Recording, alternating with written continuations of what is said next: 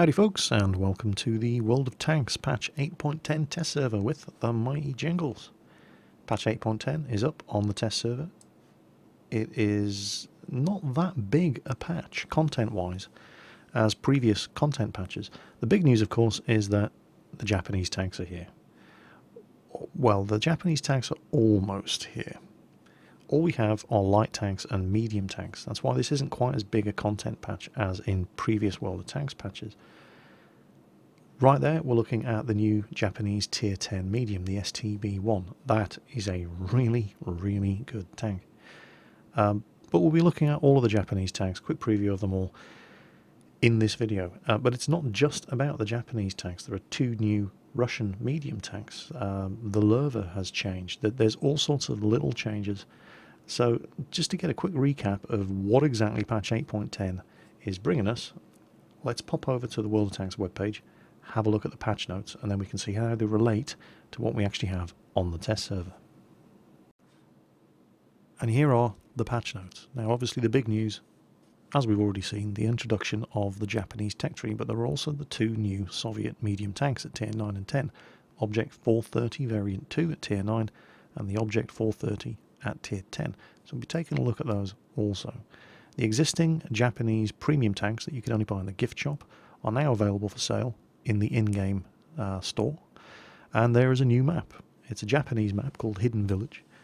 There's a village and a river at the foot of Mount Fujiyama. We'll have a look at that later on in the video as well. I have had a couple of games on it. Some changes to the gameplay and mechanics. They've reworked and or fixed several gameplay moments, whatever the hell that is, on a bunch of maps. A whole bunch of existing maps have been added to the team battle mode. This is a very welcome change. They've added the possibility for armor piercing and APCR shells, so not high explosive and not high explosive anti-tank or HESH, just AP and APCR shells to be able to go through small objects and still damage a tank on the other side. So things like fences, benches, columns, etc. However, the shell will lose penetration as it goes through, so it may not penetrate whatever you're shooting at on the other side. But that's a very, very welcome change. I've lost track of the number of times I've had a kill shot on a tank, I've fired and there's been a wooden fence post in the way that's just eaten the shell and cost me the kill. So, you know, on one hand I could aim better, but for those of us who have shitty aim, yeah, that's a useful change. The other gameplay mechanic change is they've removed the credit of several of the Battle Hero achievements from tank company battles, because obviously if you're in a tank company, it's too easy to farm those kind of achievements and just, you know, game the system and give them to people in the tank company. So there's that as well. Changes to vehicles.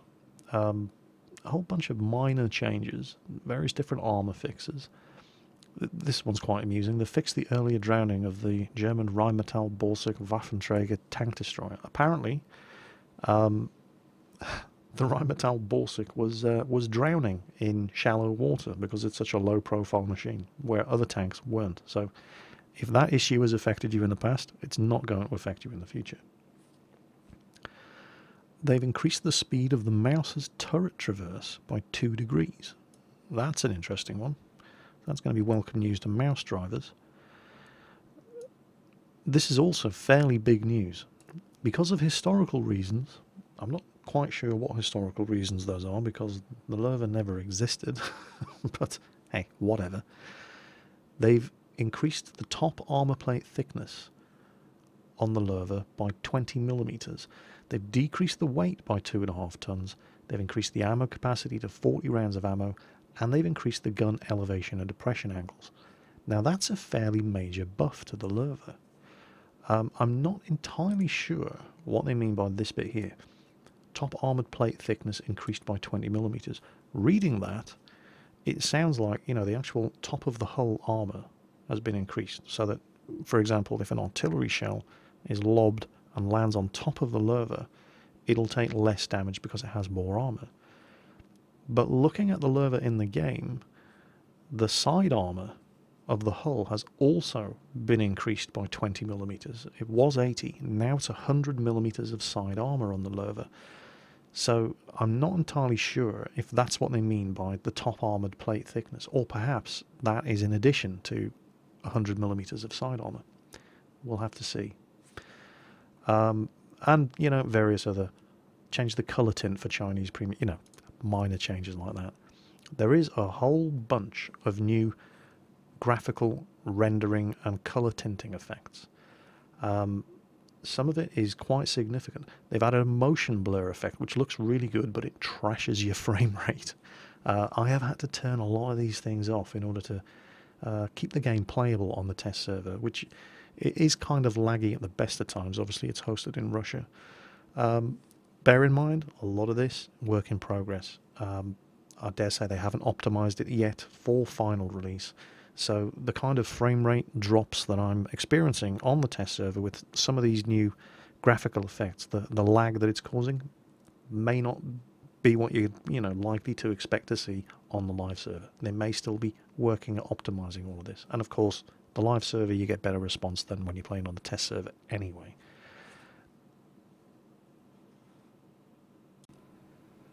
Oh, nearly forgot. One other thing tucked away there in the patch notes that I neglected to mention, and this is a fairly significant change as well, and it's to a lot of the Russian tanks.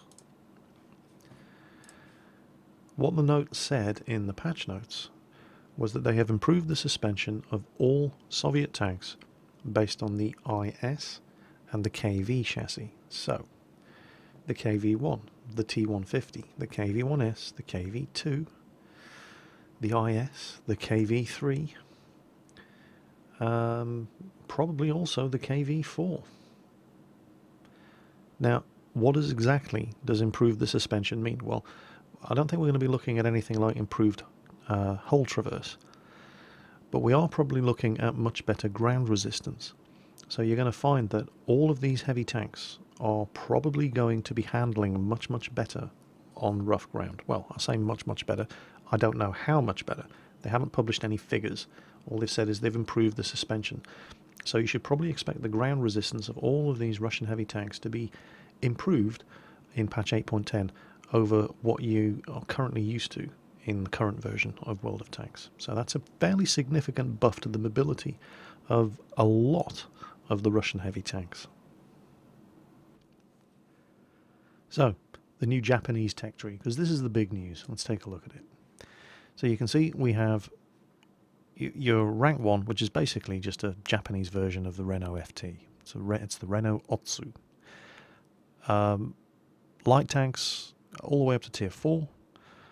Medium tanks from tier 2, running parallel to the light tanks, all the way up to tier 10. So you've got your choice of how you want to go up to your tier 10 medium Japanese tank. You can either go through the light tank line, or you can go via the medium tank line. From what little play I have had on the test server, I am leaning towards going through the light tank line, because they pretty much seem to get the same guns as the medium tanks.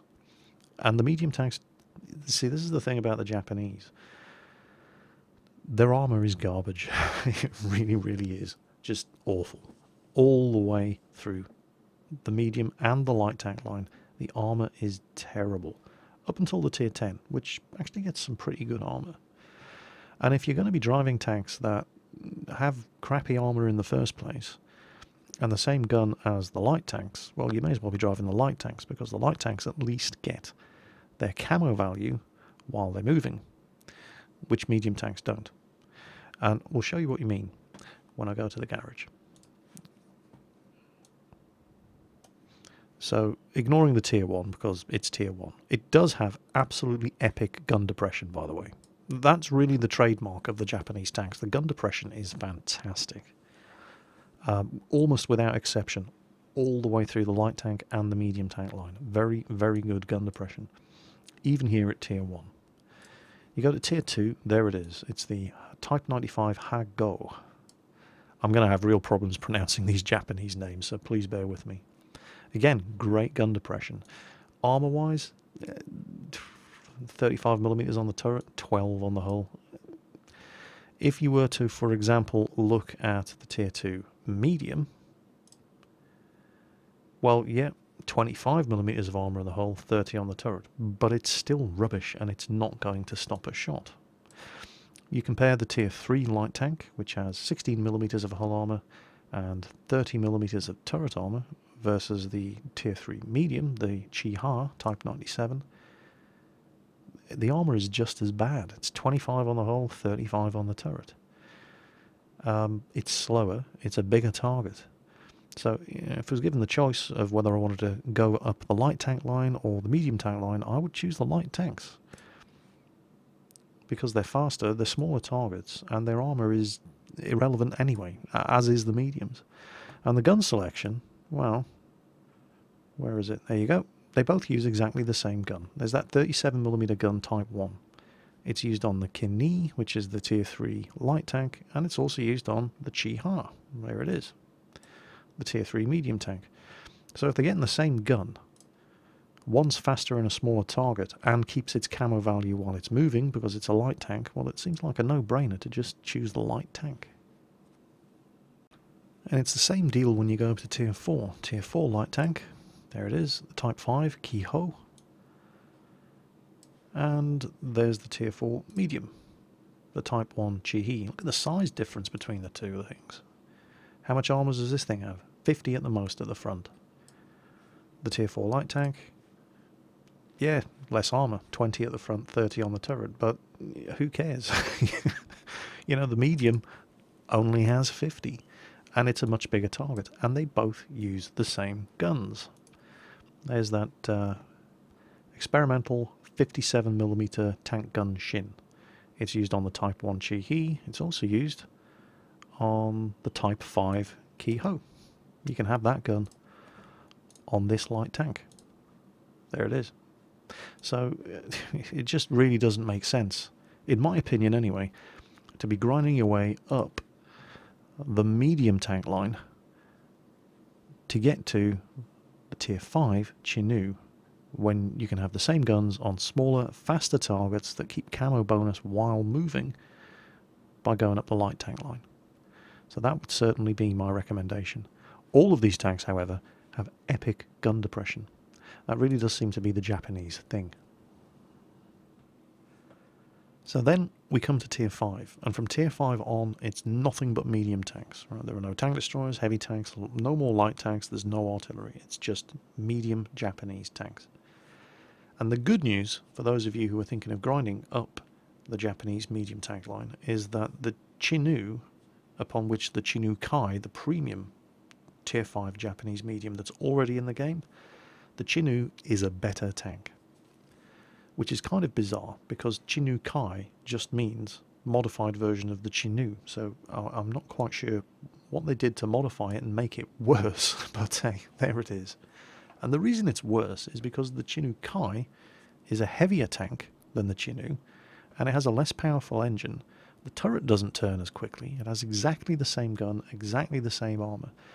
The only thing that the Chinook Kai has over the Chinook is that the tracks traverse slightly faster. That's it.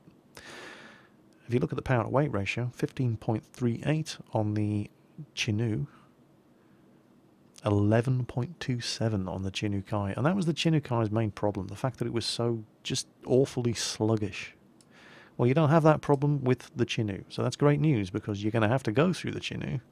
You don't have to go through the Chinook Kai because it's a premium tank. However, you may still want to get a Chinook Kai because it is a medium premium tank, and you can use that to train all of your other Japanese tank crews. Moving up to Tier 6, you have this thing, the Type 4 Chito. And this is where the Japanese medium tanks start to get weird. Look at the size of it. Right, it's a big old medium tank. I think this has got to be the biggest Tier 6 medium tank in the game. The power to weight ratio is not great. 12.1. It's kind of sluggish. The armour is useless.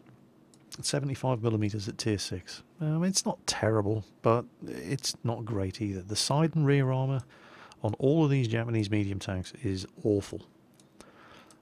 When you get to Tier 6, you're at least starting to see some sloping, but pretty much all of these tanks have frontal transmission. And look at that lower glacis. It's just a solid plate of armour. There's no angling, there's no sloping on it whatsoever. You know, these tanks, they don't have much survivability. It'll do 45 kilometers per hour, but with that power to weight ratio of 12.1, it's going to take time to reach that speed.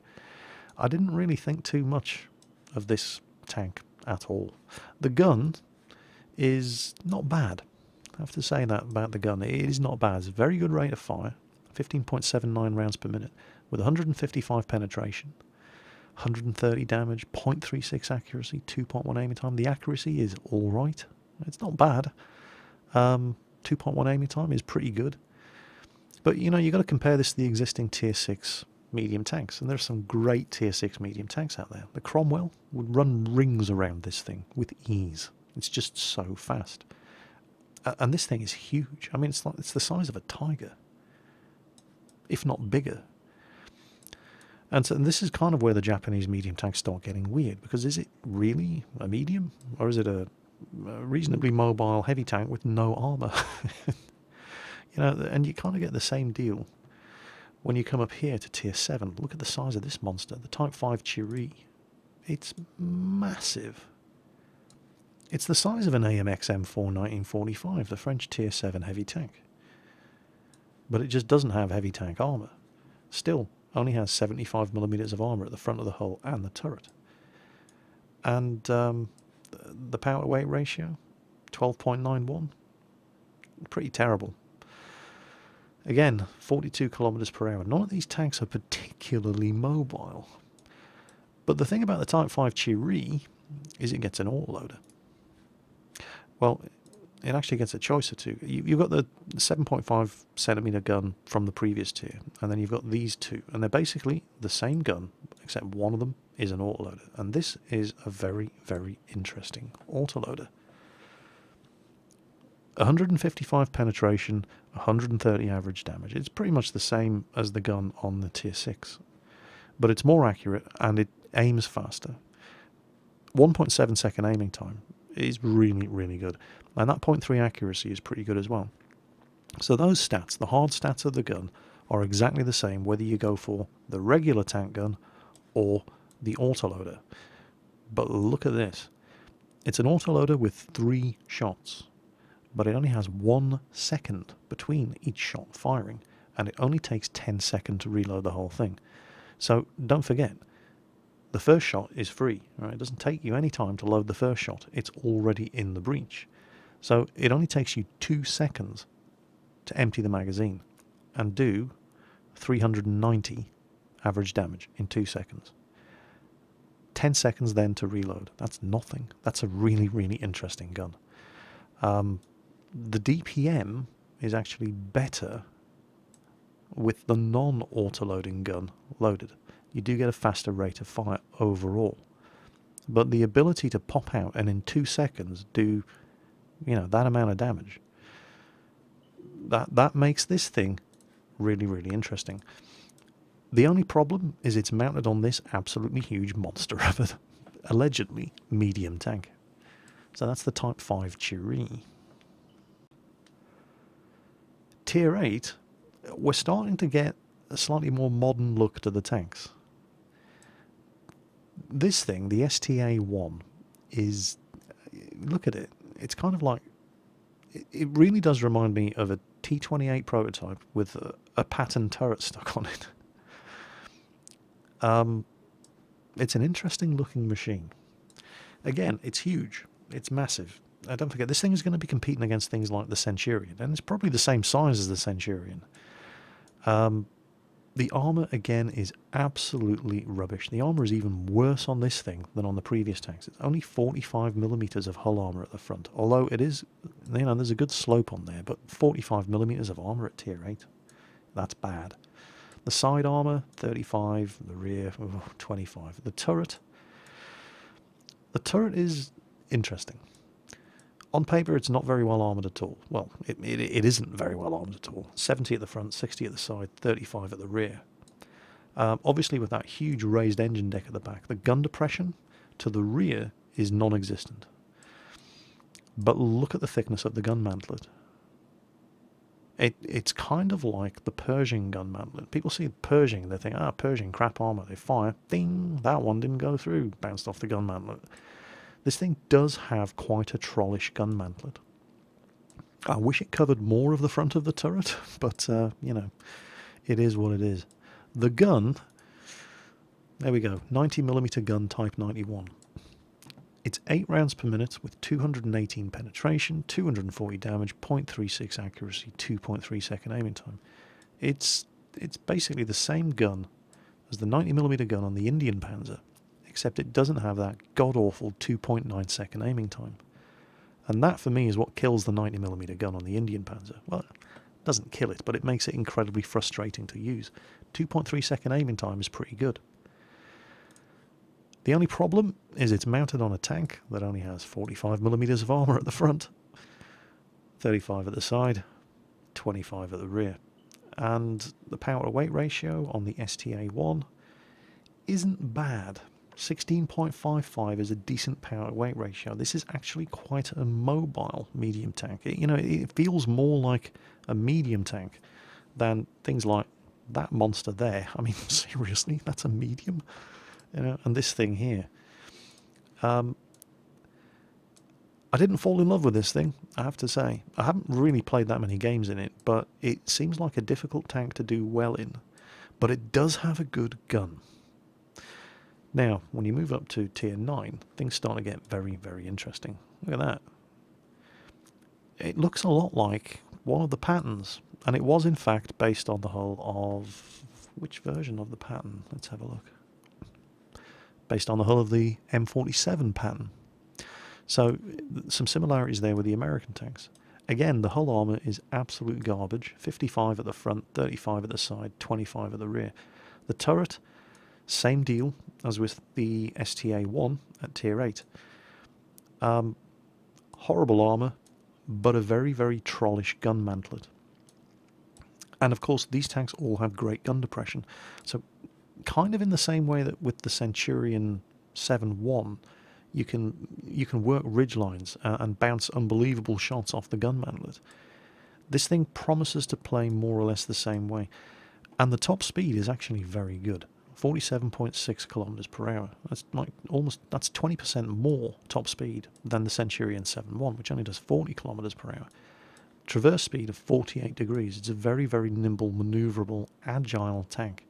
Also, the turret traverse is fantastic, 42 degrees. It has a 400-meter view range, 604 horsepower engine, power to weight ratio 17.04. That's not bad at all. And the gun is interesting. You tend to see a lot of this in World of Tanks these days. Ever since the British came out, suddenly everybody's using that L7A1 105mm gun because it was a fantastic gun and everybody did use it. And the Japanese are no different. There it is. But not all of these 105mm British tank guns are created equally. And what you seem to be getting with the Japanese is you've got decent rate of fire. Don't forget this is the tier 9 that gets the tier 10 medium tank gun, so it's not going to have the same rate of fire. But the rate of fire is not bad, 6 rounds per minute. 258 penetration. Standard ammunition for this thing is APCR.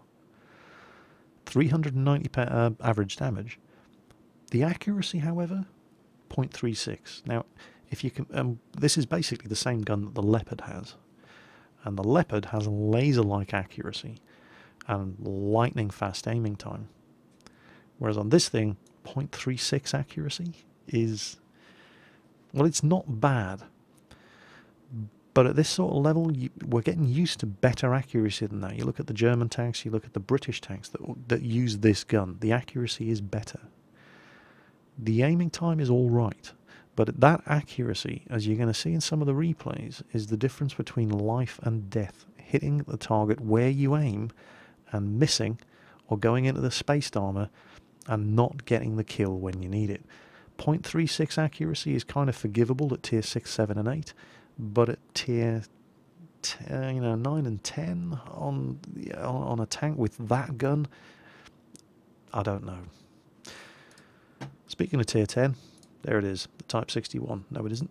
There it is, the STB1. And it just looks like a futuristic version of the Leopard. Let's have a look at the details. It's a Mitsubishi tank.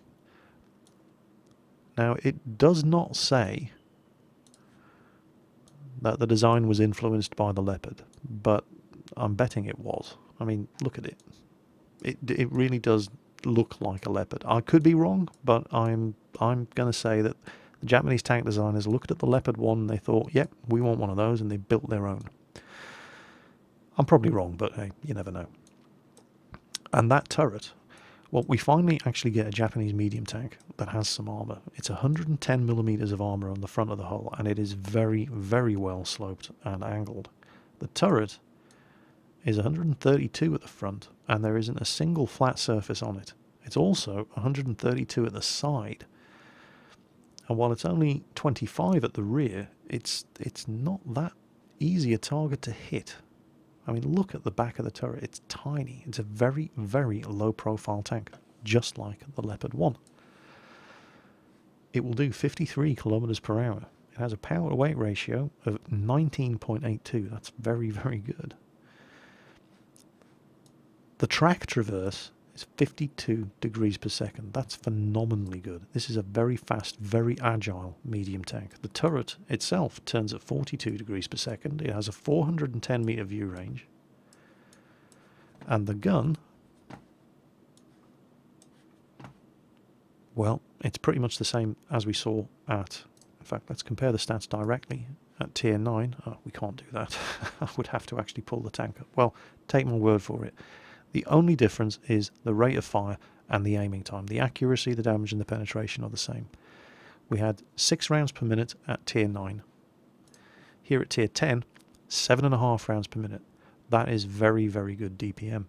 And a 2.1 second aiming time, as opposed to the 2.3 second aiming time. But it's still got that 0.36 accuracy, and that has been very, very frustrating. The DPM difference, however, well, if you look at the Type 61, that manages 2,340 damage per minute. The STB at tier 10, 2,925 DPM. That's 600 DPM more. This is a very, very dangerous tank. As a whole, the Chinese tech tree, I keep doing that, the Japanese tech tree, my apologies to Japan and China for getting you mixed up. The Japanese tech tree as a whole, so far, with the light tanks and the medium tanks, didn't really get me excited until I got to this thing. This is a phenomenally good tank. Well, you know, in every respect. The one fly in the ointment is that 0.36 accuracy on that gun.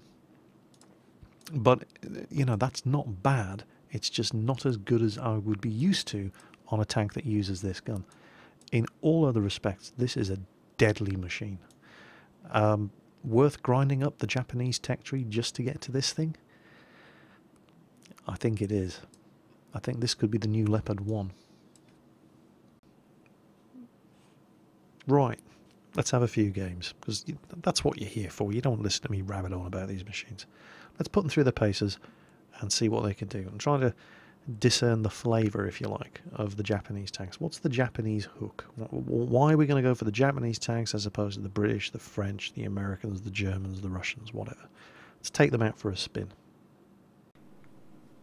Well, what better way to kick off the replays with the new map? This is Hidden Village. It's set in Japan, appropriately enough, and I believe that's Mount Fujiyama. And it's very, very pretty. But it's not without its problems. You've basically got a third of the map is just dead ground. You cannot get up there. The slopes of that mountain actually occupy the lower southwest third of the map. So the fact that it's, you know, 1 kilometer by 1 kilometer is actually, you know, kind of deceptive, because there just isn't that much playable area on the map itself. You can only really play in 2/3 of the map. But aside from that, it's the tier 7, the Type 5 Cheery with the 3-shot 75mm autoloader. and not bad gun depression either. They all seem to have around about 10 degrees of gun depression. But this thing's a big tank. I mean, is this really a medium? I don't know. Well, I mean, it is a medium. It definitely is a medium, but first shot missed. Second shot didn't. And I actually bounced a shot there. That never happens. Not in Japanese tanks. Okay, I've got one shot left. Now remember, it's 1 second between shots. And it takes 10 seconds to reload the magazine. There's one into the Sherman, and he misses. So, reloading, 10 seconds.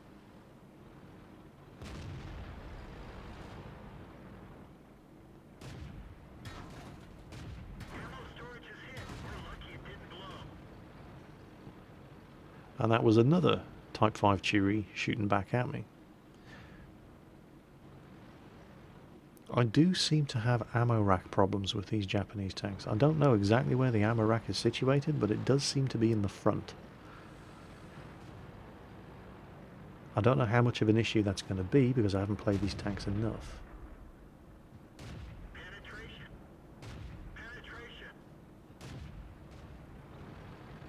But I do like this gun.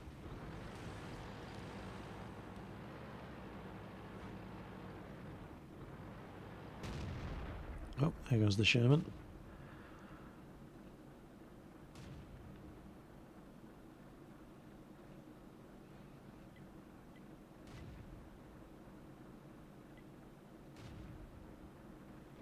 Not going to get anything sitting back here, Jingles. You're going to have to move up.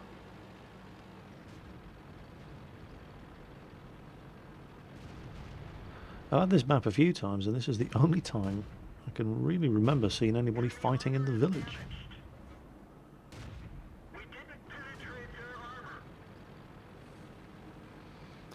Map with the penetration. 155, 130 average damage. Interestingly, the premium ammunition for this is just another kind of armor piercing. And if I can get the cursor to stay in place, there you go. 186 penetration.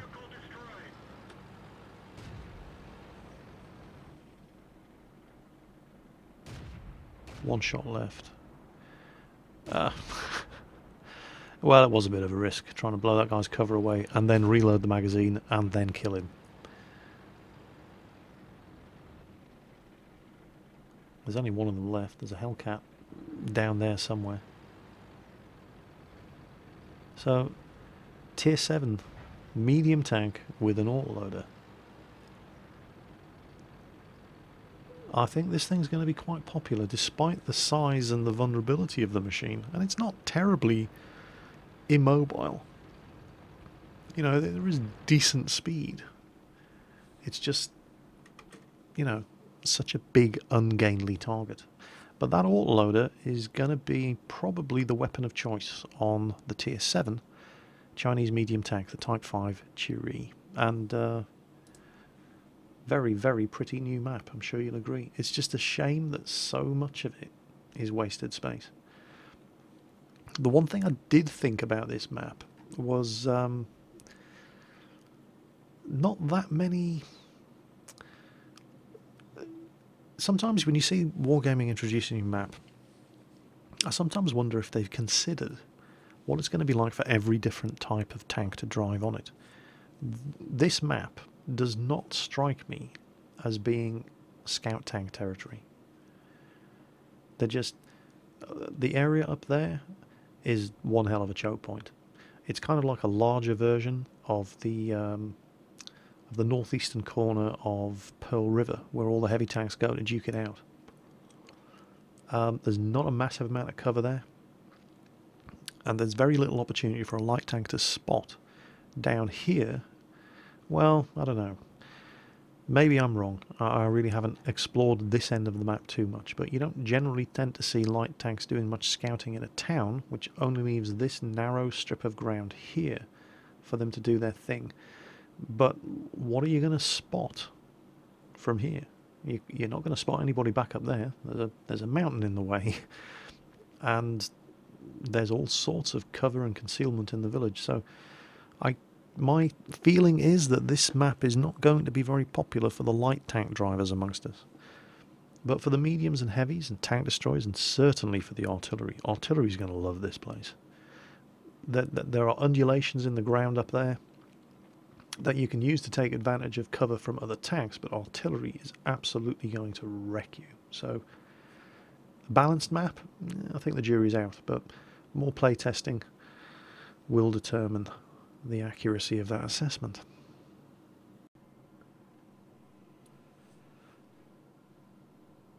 Well, can't complain about the matchmaking in this one. It's just tier 4s everywhere. One very unfortunate tier 2 on our team and 2 on the enemy team. The bizarre thing here, because my test server account has apparently been cloned from my North American server account. That's why I am the mighty Jingles US here on the test server. And here's the bizarre thing. When I'm playing on my North American server account, every game, without fail, somebody will say, "Are you the real Jingles?" And then half a dozen other people, I don't know if to say a word, right? Half a dozen other people will all say, "No, he's not the real Jingles. The real Jingles doesn't play on the North American server," and so on, and so on, and so on. It doesn't happen. Does not happen on the test server. Everybody just takes it for granted that I am Jingles. And chat was usually quite amusing. If you're watching this in high enough resolution to read the chat, you'll probably have a smile on your face around about now. So we're here on Westfield, and this is the Type 1 Chi-He, which is... God, I can't remember. Oh, it's a medium tank. I had to think there. I couldn't remember if it was a medium tank or a light tank. Up there, you can see Quickie Baby in his Ki-Ho. He's driving the Tier 4 light tank. So these are the 2 Tier 4s. I had to think about that for a moment. And we did come to the conclusion that... I mean, wow. Chat's getting very, very perverse. We did kind of come to the conclusion here that, you know, if you're going to be driving 2 tanks, both of which have the same gun,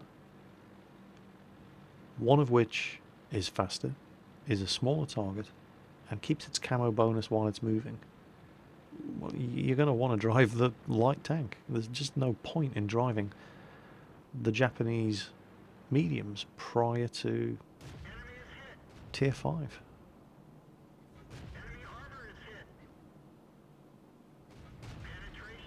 Damn it, he's going to get away. Or is he? Nope, he's not. And these aren't bad little tanks. Uh-oh.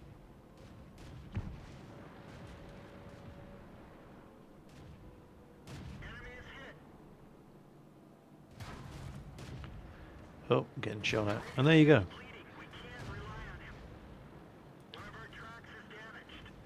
And they're all queuing up to take shots at me now. But that was the equivalent Tier 4 Japanese light tank. And he tore me a new arsehole.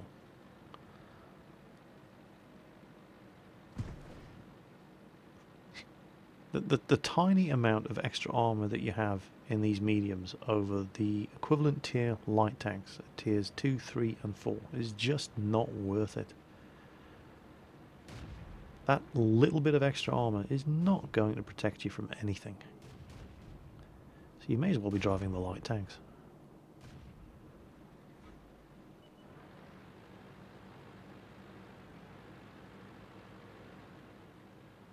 I think we can safely say we've won this game. I think we can also safely say that I am completely out of position to get any further kills in.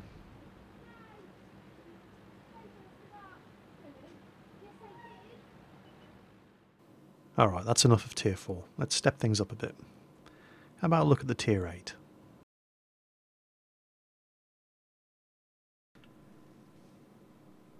Right then. Tier 8. This is the STA-1 Tier 8 Japanese medium tank. Unfortunately, it's a Tier 8 medium tank, and this is the test server.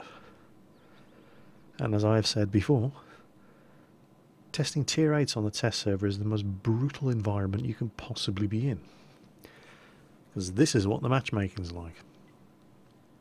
If you can get into a Tier 10 game, when you're playing on the test server will put you in Tier 10 games. And it makes it especially annoying trying to get a test of Tier 8 tanks. However, you can only play with the cards that you're dealt. So I will be playing ultra cautiously. And I really don't want to get shot at by, well, for example, the old Death Star, the FV215B183. That can easily one-shot kill me from full health. So I'm really not interested in getting shot at by that thing. So I'm taking the long way around.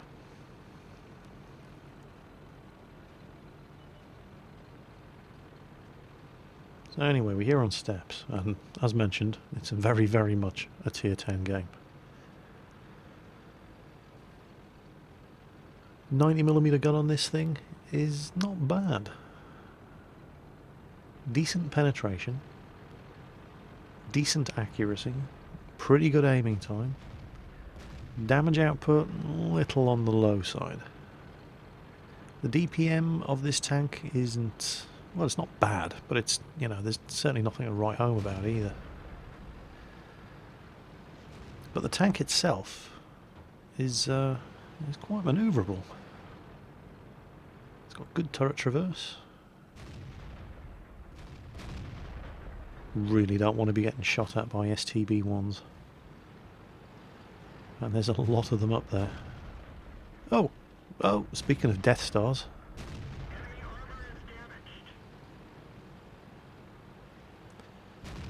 Remember, he can one-shot kill me.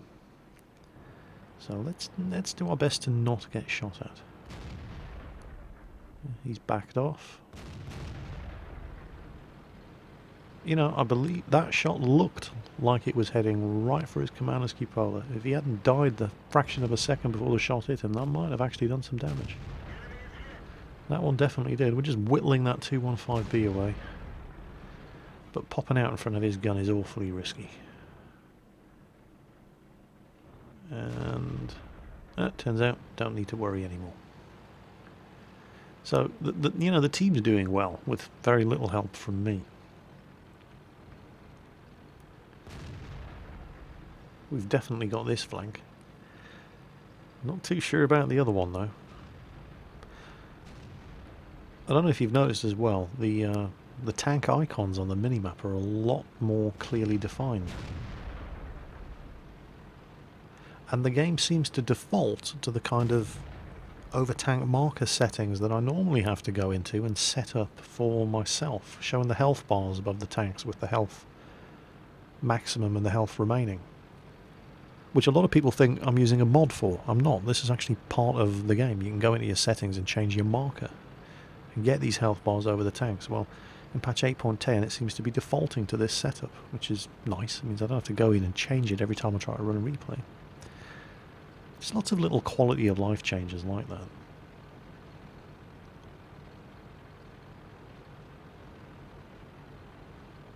There's a Waffenträger Panzer IV up there. I really don't want to get shot at by his gun either.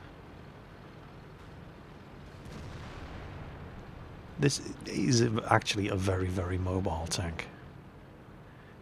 Maybe it's just the motion blur, but it seems to be moving a lot faster than it is. I definitely get a... Ooh, I'm going to stay down here. I don't want him shooting at me. Let the STB-1 go and take the hit. Yeah, there you go.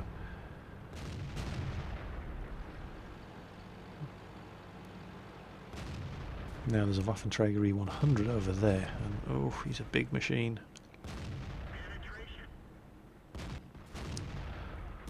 Saw his gun pointing at me and my life flashed in front of my eyes, but he was aiming for the low health STB-1 instead. So, and now there's a mouse over there. I'm not even going to waste my time trying to shoot at a mouse from this range with a 90mm gun. There's an E100 over there. And he's seen me. Yeah. Shot was on target, but the gun barrel just wobbled around a little bit too much for me to hit his lower glacis as he was cresting the ridge. So instead it hit his lower glacis when it was, well, not at the best angle.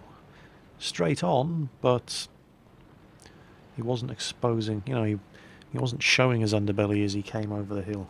If the gun had managed to stabilise in time, I might have been able to penetrate with that shot. Now he's going for quickie baby, so I come around this side. And we're going to try to work him together. But it's going to be difficult to penetrate an E100 with this 90mm gun. Staying in the low ground. Waiting for it. He's fired. And I don't plan on stopping. I'll take a shot. And keep moving. Don't want to get hit by that 150mm gun. And of course, as he turned around to track me, that allows... Oh, surely he's going to kill... Yeah, he is going to kill that object. Oh, wow. Those are some weird graphical bugs. They almost... You see that? That's... This does not happen when you're playing the game. I must hasten to add this. These just purely seem to be artifacts of the replay system. So don't worry about your game looking like dog shit like this when you're playing. Right? This is just something with the replays. Then it will doubtless be fixed. I certainly hope it's going to be fixed by the time 8.10 goes live. So there you go. The STA-1 Japanese Tier 8 medium tank. It's, you know, it's not a bad tank. I do kind of like it. I don't know. I mean, I think there are better Tier 8 medium tanks out there, but this certainly isn't a bad one. Unfortunately, I'm probably not going to be in a position to show you much STA-1 gameplay, purely because test server. You get brutal matchmaking like this every time you load up a Tier 8 machine. So this may be the last STA-1 video I show you. Sorry about that. Oh, go on then. I know you've been waiting for it. Let's finish off with a look at the Tier 10. Here we go. The new, look at that. Check out the motion blur. Now this does hammer the frame rate. But, you know, I want to show you everything. However, if your machine isn't quite as powerful, and you're worried about the effect that all these new lighting effects and rendering effects and post-processing effects and things like the motion blur, if you're worried about the effect that's going to have on your frame rate, it's all completely customizable. You can turn all of this stuff off. So don't worry too much about it. As you can see, the frame rate is taking a bit of a hammering. Luckily, we're here on Abbey. It's not that big a map. So hopefully this will still be watchable. It sure is pretty though, isn't it? Just a taste of the new graphical effects that are going to be coming in patch 9.0.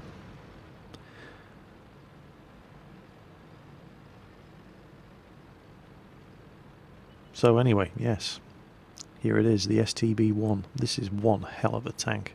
Look at the speed. The speed, the maneuverability. It's a very, very agile machine. Tier 10 game, obviously, with unusually a couple of Tier 9s. You don't normally see them in Tier 10 games on the test server. Well, there's usually one. Wondering what he did to deserve it.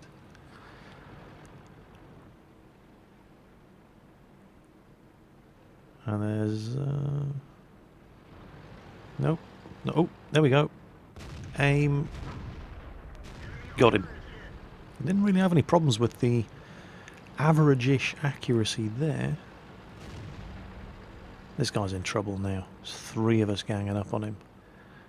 And that was never going to penetrate. But I didn't have a shot at his cupola. And now we've got some big guns coming up here. However, check the map. What the hell? Oh, you sneaky little Japanese bastard. Okay. Unbelievably, that one bounced. Now, check this out. He's got 2 hits into me. 2 hits into me, and now I'm basically having to deal with him alone. He's got 3 hits into me. None of my friends are turning around to help me. I've got to deal with this guy alone. Get one into him. And there we go. He's missed his first shot.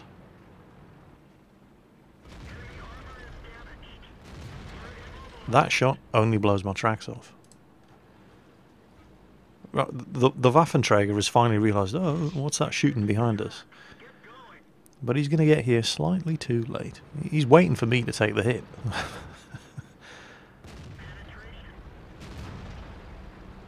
And, you know, the Waffenträger, he's probably still reloading.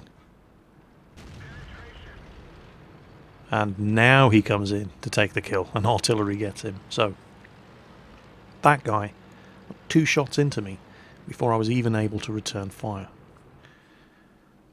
But with, you know, a little bit of skill. And a little bit of skill is all I have, right? I'm not great. This is such a good machine. Some weird graphical effects going on there, which I certainly didn't notice when I was driving the tank. It might just be an artifact of the replay system.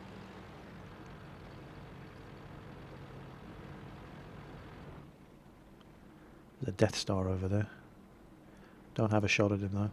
I really like this motion blur effect. However, it does hammer the frame rate.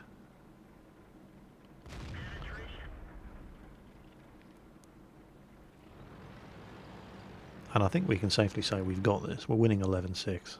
Although, you know, let's not be too confident. I have lost games. Oh, give me a break. Where did that shot go? Should have been a kill. He's in cover now. It looks like he's diving down after the object 430. And there's not a lot I can do about it. 215B. Nope. Not getting a shot. Nah. Alright. Still nothing at that T-54. And T-57 has killed him anyway. All they have left now is another STB-1 who's sitting in the cap. But he has all kinds of problems because there's a Waffenträger unloading on him. Yeah. Oh, and the T-57 Heavy got the kill. Not a bad game. Let's see how we did. So, there's the battle results. And yeah, whatever. Here's the interesting thing. That's almost 4,000 damage done in a game, which is a respectable amount of damage to do in a tier 10 game. It's not fantastic, you know, it's not going to break the bank, but 4,000 damage is, you know, I've definitely pulled my weight in that game. Now, this wasn't the first game that I played in the STB1, but it's the best game that I've played in the STB1. And in a previous match, I already got the 3rd class mastery badge. 3,800 damage is not good enough in this tank. After only being up on the test server for 10 hours, 3,800 damage is not good enough to get the 2nd class mastery badge, let alone the 1st class or ace tanker. Do you have any idea how well people must be doing in this tank for that amount of damage to not even be worth a 2nd class badge? This tank is kicking ass in a major, major way. When I was playing this tank on the test server with Quickie Baby, he said something which I think is very, very true. Driving this tank in its current form on the test server feels like driving the pattern, the M48 pattern, American Tier 10 Heavy, before it got hit with the Nerf bat. It's that good. So, patch 8.10, Japanese tanks. You know, you have to sympathise to a degree with wargaming in that they've definitely tried to go out of their way to give each individual nation their own sort of flavour for their tank lines. With the British, it's all about the guns. You know, most of their tanks have reasonable mobility, but the guns are deadly accurate, fast aiming time. You know, that's the British thing. The Americans tend to be the jack of all trades. There's nothing that they're especially bad at. And there's a couple of things that they're especially good at. Of course, you've got your trademark American heavies with the great gun mantlets and the great gun depression. The Russians are just, you know, they're brute armour, brute force, brute power, very little finesse. With the Germans, it's all about the finesse. And the French have their autoloaders, their lightly armoured, fast tanks. And then, of course, you come to the Japanese. And there wasn't really an awful lot left for the wargaming to, latch onto as the Japanese flavour.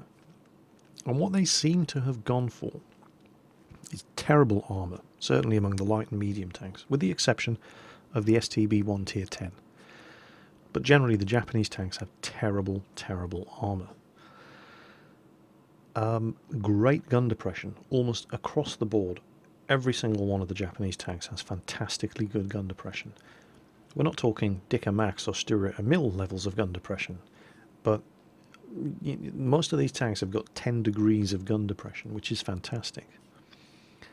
The guns themselves tend to not be fantastically accurate, but not terribly inaccurate either. They kind of strike the balance between the German accuracy at one end of the scale and the Russian inaccuracy at the other end of the scale.